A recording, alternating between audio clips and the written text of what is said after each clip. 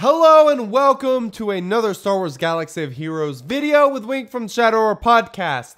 This week, I want to show you my thoughts on Chewbacca and Arena.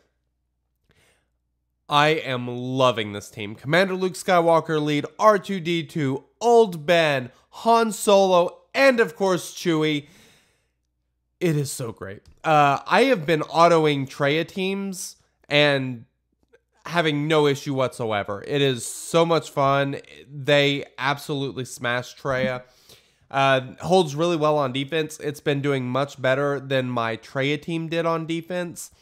I've got some video here at the end of a couple people in my arena actually fighting my team, and it kind of shows you the strategy they have to go through to actually win. And it's frustrating, which is always good because a frustrating team to battle is a pretty good deterrent.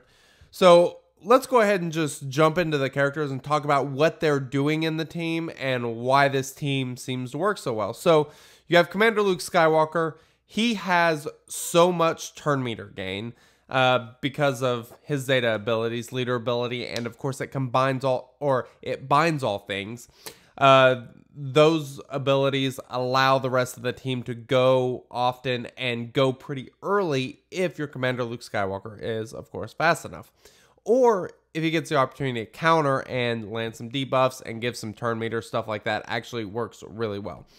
So I have him modded so that he has as little health as possible, which is important because that's kind of a strategy I took on the whole team. Is I want as little health as possible on each character due to the fact that Traya's lead, whenever you attack out of order, which this team does a lot, you take damage equal to 35% of your health, and that can become a very big problem. So by reducing that as much as possible while increasing the protection overall, you can increase your health pool and mitigate the amount of damage that happens to you when you attack out of turn. So Commander Luke Skywalker is obviously modded with pretty high protection. He has a potency plus on him because his ability to land debuffs on Scion, if it becomes a one-on-one, or just landing debuffs in general, helps the entire team. So that is critical and very important, and I highly suggest the potency plus on Commander Luke. Slicing it to 6-star, also not a bad idea. He has a crit damage mod set on him, of course, with the speed arrow. Everyone has a speed arrow, and that is pretty much my strategy for Commander Luke. It's pretty straightforward. It's not too atypical. A couple alternatives would be putting a lot of speed on him, because obviously the more often that he goes, the more often he can call in Chewbacca, and that is obviously beneficial because of the 20% health damage that Chewbacca does anytime he attacks, as well as the heal that he offers. Next is R2-D2. I have him set up to go really fast. He's at 293 speed, and I have 3 protection primaries on him at the triangle, the plus, and the circle. That is really important for, like I said there a second ago, increasing the health pool as much as possible for everyone. I found that offense sets and offense primaries just not quite as beneficial. You know, if you add a couple hundred offense to R2-D2, he shares 10% of that, so you're getting, you know, 20, 30 physical damage increase across your characters. It's pretty minimal. I find that the protection is much more beneficial since it's more that you can heal back and all of that sort of stuff. That I find to be a lot more useful. And for the most part, R2-D2 you want going kind of fast because he can obviously do his stealth ability and help protect, you know, Chewbacca, especially because Chewbacca is kind of key to the team. He's what allows the team to do what it does so well. Let's see. Let's go ahead and move on to Han Solo. I don't have a speed arrow on him. I said I have a speed arrow on everyone. That's not true. You totally could, and there is an argument for that because the more often Han goes, the more often Chewie goes. So I definitely see the argument for a speed arrow. However, I have an offense arrow on him, an offense plus with the crit damage triangle, crit damage set. That is it seems to work really well. He does an awesome amount of damage because of Chewbacca and himself and R2-D2. You know, R2 gives 10% crit chance. Han has a unique that gives him 20% crit chance, and then Chewbacca gives him 25% crit chance. So he has a ridiculously high crit chance, and so I load him up with crit damage and just let him do as much work as possible. And when you have that high of crit chance, when you use his first special, he gets to basically immediately go again, which is even more calls in for Chewbacca, which is great. Old Ben, I have him stacked up with health because I want him to survive as long as possible. I do have both Zetas on him. This team is fully Zeted. You know, the Traya team I was using before, it was fully Zeted as well, except my Traya team had quite a bit more Gear 12 pieces on them. I've just started putting Gear 12 pieces on this team. I think I've got one on Han Solo, one on Chewie, and one on Old Ben, and that's it. And so with Han, I've been working on slicing his offense primaries as well as the crit damage primary. Those are kind of the first mods you're going to want to slice on him. It's really important to find high offense secondaries to put on him so that he does more damage each time he attacks. That's really important. Let's see. Now let's go ahead and move to Chewbacca. Or, sorry, I was on Old Ben. Old Ben, like I said, a lot of health. You could go defense if you wanted. I like going with health. Speed's also really important. I think he's 248, somewhere around there. And so he's pretty fast because you want Commander Luke to be able to go a couple times and give him, you know, enough turn meter to go. Because when he does his special ability where he removes turn meter and inflicts all the debuffs, it opens such a big window for Han Solo to go a couple times and R2-D2 to come back in and go again. That is usually where things change in the match if things are going south, is that AoE from Old Ben. It is absolutely awesome. Now, real quick, as far as what is going on in the battles, this battle I thought was really interesting because my commander Luke Skywalker was actually able to one-on-one a Darth Scion, which is really impressive. And a lot of that is because of, obviously, the amount that he can heal back, but also the potency that he has and the ability to land those debuffs. Because if you're not landing debuffs to some degree on Scion, you're not removing turn meter, you're not stunning him, you can end up in a world of hurt. And that is why potency is so important on Commander Luke. So if you're not running crit damage set, speed or potency would be really, really good alternatives for him. So there we go. Commander Luke Skywalker takes him out. Awesome. I like that battle a lot. And yeah, like I said, I mean, all of these battles are full auto. I hit the auto button and then I deselect so that it's randomized and, you know, it's not targeted and they just kind of attack whoever. And it's so much fun. It's nice being able to use Rebels again. All right, so let's get to Chewie.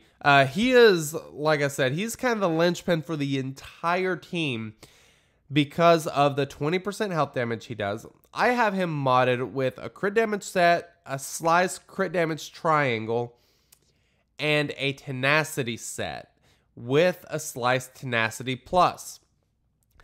I think the sliced tenacity plus, and when I say sliced, I mean sliced from 5-star to 6-star.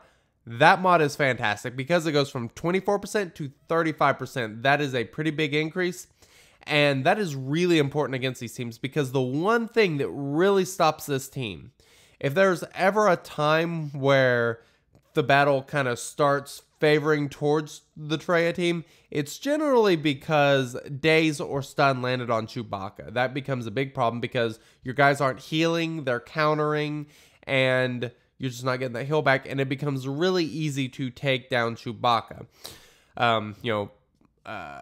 So I have seriously been considering just going all tenacity on him and removing the crit damage because like I said, he obviously does some awesome damage, but his ability, or him not getting dazed is way more important. And I think that may be a switch that I make here pretty soon. I think I can get him to 135% tenacity with a full, 3 full tenacity sets, tenacity primary. And just his ability to go is the most important thing with Chewie. It's not just the damage output that he does, which is really good, but it's more about the 20% health because you have Darth Nihilus who has the stacking health. You have Traya, who generally has a lot of health, the Sith Trooper, like all these super healthy characters. He does a really good job at just kind of cutting up and getting through that it's really hard to do without him. So if you look at the video here, this is Grandmaster Show from My Arena, who was nice enough to take some video and show his team fighting mine. I believe in one of these battles he wins in, one he loses. And as you can tell, you kind of have to be very strategic to not AoE too much whenever you're using the Sith against this team, because one untimely AoE can kind of be the end, especially early. So if you are fighting these rebel teams and you're still using Traya, that is one thing to be careful about, is like with Darth Nihilus, not using his AoE before he stacks up a lot of health, because, if Commander Luke and Han can do, a decent percentage, his health, get rid of it, you can be in some pretty big trouble. So, that is one thing to watch out for. The other thing is, if you're facing a team with Old Ben, not letting Old Ben go seems to be something that is pretty important, because like I said, when he goes, it opens up such a big window that it's pretty easy for, Han, Luke, and Chewie to take out Traya, Sion, Darth Nihilus. It's not that much of a problem for them. And as far as Nest, that's another reason for Chewie to have high tenacity. Commander Luke's already going to have high tenacity, just based on the way he starts because of his special ability. And he's probably not going to get debuffed, but Chewie can certainly get debuffed and lose turn meter, and that can become a pretty big problem right off the bat. So you're better off just making sure that doesn't happen. So as far as how this team actually is in the meta, I am a huge fan. I really do enjoy it. It's different. It's something that we haven't seen in a while. It's been all Empire, all Sith for so long. It's nice having a Rebel team that can take care of Traya teams so easily. I haven't even when I was running Traya, I couldn't auto. There was no chance for autoing, just because you have to be too specific about, Darth Nihilus and the abilities he uses. They just don't operate that well, but because of just the quick striking fashion of these rebels, it's pretty easy to just hit auto, and it really does. It saves a lot of time in arena, which is big for me. It's, you can get into a battle, you can pull your phone out, hit auto, stick it back in your pocket, and move up a rank. It is awesome. So if you got Chewbacca, I highly suggest trying it. As far as what Zetas are required, R2 Zetas are really important, just because if Chewie does get dazed, he needs to be able to cleanse it on his next turn and get rid of it. It binds all things from Commander Luke, the double tap from Han, all of it is actually really important. The two least important are Old Ben's. I just did those here recently because if you listen to the podcast, you obviously know I'm a huge fan of Old Ben. And, why not? He's great. He's such an awesome tank.